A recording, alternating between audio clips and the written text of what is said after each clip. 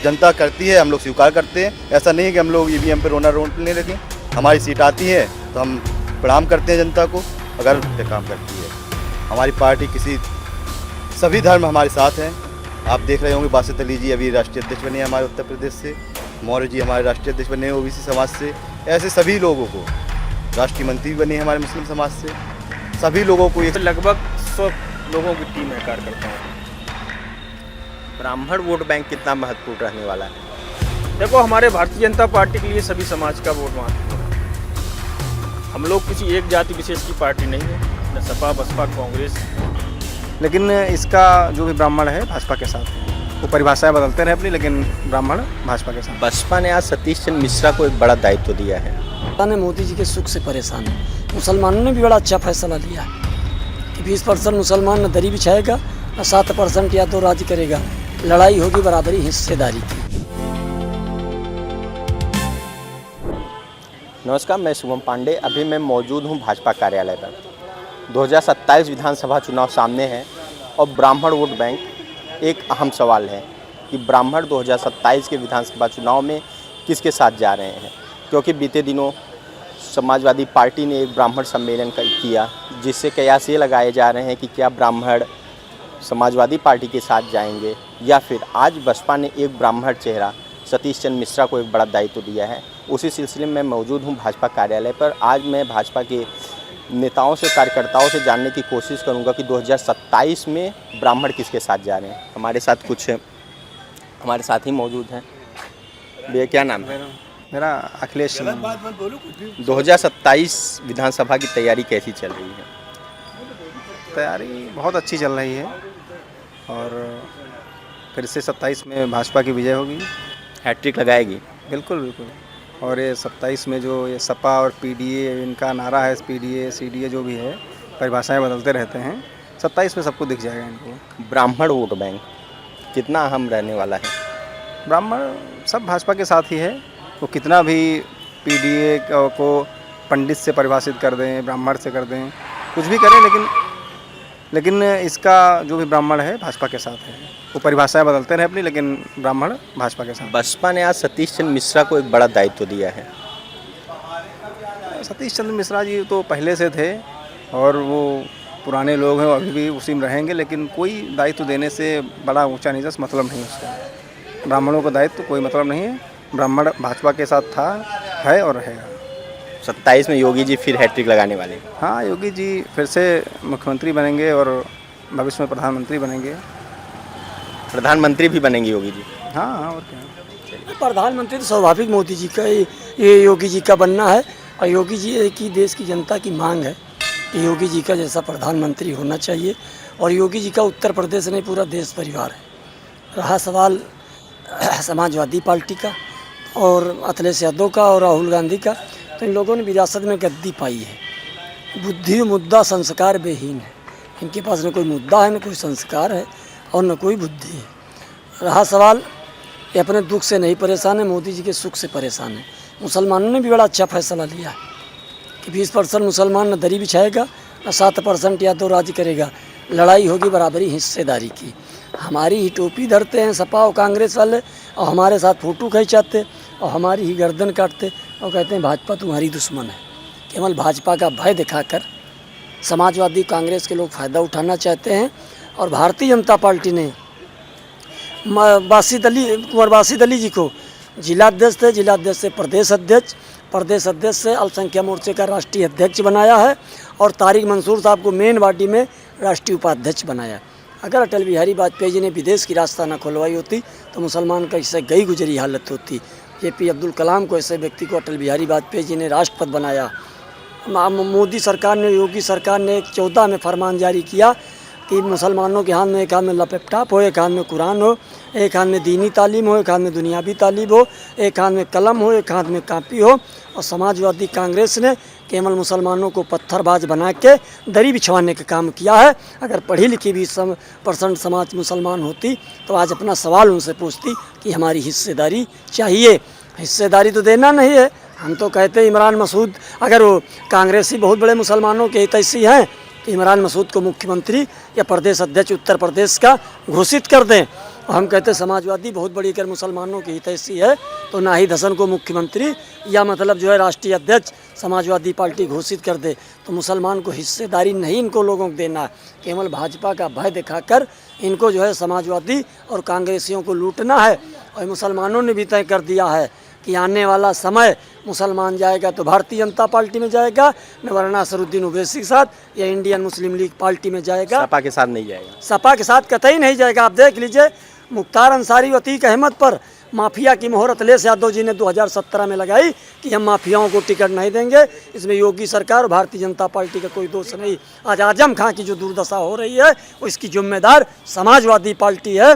बैठ के तेजाब अपनी खोपड़ी पर से मुतवाया और जब आजम खां पर मुसीबत आई तो जो है समाजवादियों ने पीठ पीछे कर दी और कहा कि जो है जो तुमने किया है वही पाया। मुसलमान जरबुनियाद से समाजवादी और कांग्रेस का 27 में बाजा बजाएंगे। हम चलते हैं और भी लोगों से बात करेंगे। हमारे साथ और भी लोग मौजूद हैं। हमारी तैयारी बहुत नीचे तक है।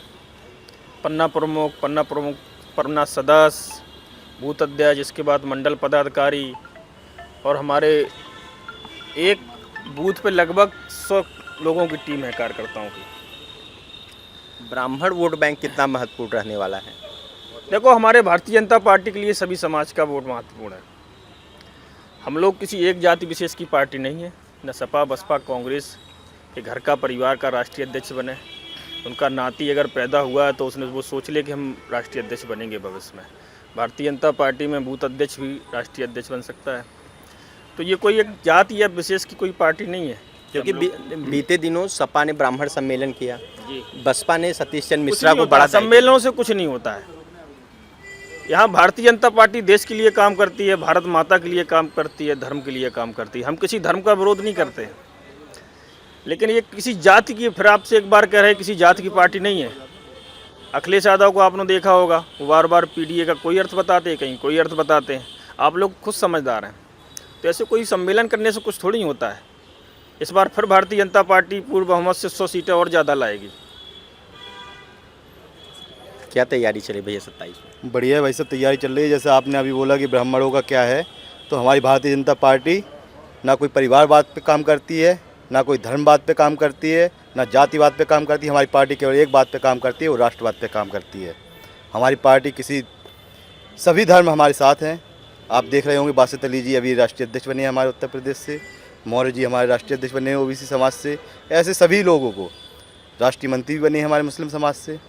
सभी लोगों को एक साथ जोड़कर हमारी पार्टी 2027 में पूर्ण बहुमत की सरकार बनाएगी। ऐसा हम सभी लोग कार्यकर्ता बूथ स्तर पर काम कर रहे हैं।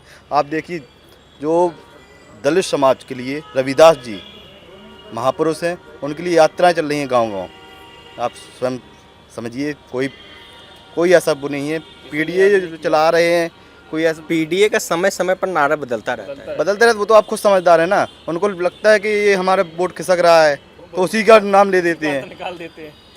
परिवारवाद की पार्टी हुई है। शिवपाल जी ने बोला है कि अगर 27 में सपा की सरकार बनेगी तो आजम खान को गृह मंत्री बनाया जाएगा। अरे बनेंगे कैसे भाई? गृह मंत्री है ना, वो अभी जेल में है, अभी जेल के मंत्री हैं, अभी अंदर बैठे हैं। अभी कैसे गृह मंत्री बनेगी? सरकार बनेगी ही नहीं। योगी जी हैट्रिक लगा रहे हैं। हाँ, बराबर लगा रहे हैं, लगाएंगे। और प्रधानमंत्री 29 में योगी जी अभी मोदी जी चेहरा रहेंगे। संगठन नेतृत्व तो हमारा करता है, जो संगठन तय करेगा वो हमारे सभी लोग नेता हमारे तय करते हैं और मानते हैं। बूथ अध्यक्ष को भी हमारे प्रधानमंत्री बना सकते हैं, मुख्यमंत्री बना सकते हैं। बसपा को लेके क्या कहेंगे, क्योंकि उन्होंने सतीश चंद्र मिश्रा को बड़ा दायित्व दिया है? भाई साहब वो तो क्या 2007 की तरह फिर से बसपा 27 में नहीं कुछ कर पाएगी? हाँ, बताया ना, सभी समाज हमारे साथ है। दलित समाज से मैं दोहरे समाज से हूँ, जाति से चमार हूँ। मैं भारतीय जनता पार्टी के लिए जी जान से काम करता हूँ, बचपन से बाल स्वयं सेवक हूँ। हमारे भूपेंद्र दोहरे जी भी हमारे साथ में थे। पूरा समाज, हमारे माधोगढ़ विधानसभा कम से कम 1.5 लाख वोट है, कम से कम 80,000 वोट भारतीय जनता पार्टी को जाता है हमारा। कितना सीट ला रही भाजपा 2027 में? 100 जो हमारी अभी सीटें थी उससे 100 प्लस। मतलब कोई मौका नहीं देंगे हम लोग। एक आध सीट ले जाना है तो ले जाइए, बिल्कुल भी मौका नहीं। बिल्कुल मौका 402 में 402 भाई साहब। एक आध कहीं गड़बड़ अगर हो जाए तो वो दे देते हैं कि ले जाइए, दान में दे देते हैं। दान में। विपक्ष भी होना चाहिए ना, बोलेगा कौन? विपक्ष भी तो होना चाहिए, तब तो हम अपनी बात रखेंगे। तो 400 सीट ला रही है भाजपा, बिल्कुल पूर्ण बहुमत में। बहुत एक भी सीट नहीं छोड़ने वाले आप लोग? मुश्किल से। आशा नहीं है। क्या तैयारी चल रही 27 में? बहुत बेजोर तैयारी में लगे हैं सभी लोग, अच्छी तैयारी चल रही है। Samajwadi party, zero, Baspa, zero, एक भी सीट नहीं ला। एक भी सीट नहीं। अयोध्या से उन्होंने अपना प्रत्याशी घोषित कर दिया है पवन पांडे को। हार जाएंगे वो भी। 2024 के लोकसभा चुनाव में भाजपा अपना गढ़ अयोध्या राम मंदिर बना के भी चुनाव हार गई।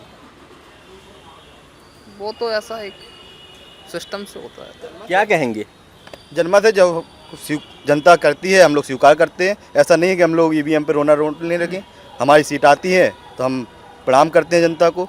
अगर दूसरा विपक्ष में चली जाती है तब भी हम लोग प्रणाम करते हैं, लेकिन ईवीएम का रोना नहीं रोते हम लोग। अखिलेश जी ने बांकीपुर पर कहा था कि भाजपा वहां पर देख रही थी बिना पुलिस फोर्स लगाए, बिना ईवीएम में छेड़खानी किए, कि क्या भाजपा चुनाव जीत पाएगी। ईवीएम, आप ये बताइए, भाजपा सरकार में ईवीएम थोड़ी आई। राजीव गांधी जी ईवीएम लाए थे। जब आती थी उनकी सरकार आती थी तब ईवीएम पर रोना नहीं रोया। 2014 तक उनकी सरकार बनती रही, सपा की सरकार बनी तब ईवीएम याद नहीं आई। उसके बाद जब भाजपा की सरकार बनी तब ईवीएम याद आने लगी। ईवी तो अयोध्या में जीती, ईवीएम से क्या हरा नहीं सकते थे क्या? जनमत है, हम लोग स्वीकार करते हैं। यहाँ जीतते हैं तो उनके भी जनता को प्रणाम करते हैं, अगर हराती है जनता को प्रणाम करते हैं। हम लोग बराबर 5 साल काम करते हैं, हम लोग 5 साल चुनाव लड़ते हैं। ऐसा नहीं कि आज चुनाव आया हमने प्रत्याशी घोषित किया, पीडीए का नारा दिया, ब्राह्मणों की सभा की। हम लोग बराबर, हम ब्राह्मण समाज, ठाकुर समाज, सभी समाज हमारे साथ बराबर काम करते रहते हैं। सबको साथ लेके सबको साथ लेके काम करते हैं। पिछड़ा मोर्चा में देख लीजिए, प्रकाश पाल जी भाई साहब हमारे प्रदेश अध्यक्ष हैं, अशोक रावत जी हमारे 80 मोर्चा के अध्यक्ष हैं। ये सभी लोग हम लोग साथ लेके काम करते हैं और 2027 में पूर्ण बहुमत की सरकार बनाएंगे। कोई चांस नहीं है दूसरी पार्टी का। तो आपने सुना, अभी मैं भाजपा कार्यालय पर था और यहाँ पर जो कार्यकर्ता हैं वो पूरी तरह से एकदम निश्चिंत है कि 2027 में भाजपा की सरकार आ रही है। और लोग यहाँ तक बोल रहे हैं कि 402 में से 400 सीटें भाजपा ला रही है, 1-2 सीट दूसरों को ये लोग दान में दे देंगे। कैमरामैन उत्कर्ष के साथ मैं शुभम पांडे।